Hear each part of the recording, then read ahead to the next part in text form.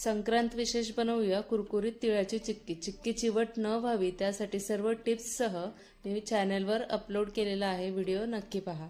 सर्वात अगोदर चॉपिंग पॅडला किंवा पोळपाटला व लाटण्याला तेलाने ग्रीस करून घ्या. त्यानंतर अर्धा कप शेंगदाणे आणि 1 कप तीळ हलकासा रंग बदलेपर्यंत खरपूस भाजून घ्या आणि थंड करायला ठेवा.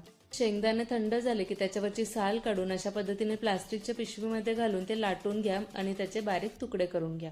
त्यानंतर तीळ, शेंगदाणे आणि 1 छोटा चमचा वेलची पावडर घालून ते मिक्स करून घ्या. एका कढईमध्ये 1 चमचा साजूक तूप आणि 1 कप भरून गूळ आणि पाव कप भरून गूळ असं घाला. गूळ थोडं मऊ व्हायला आलं की पाव कप पुन्हा साखर घाला. म्हणजे पूर्ण 1.5 कप साखर आणि गूळ मिळून मी घेतलेला आहे. साखर घातल्याने चिक्की कुरकुरीत होते.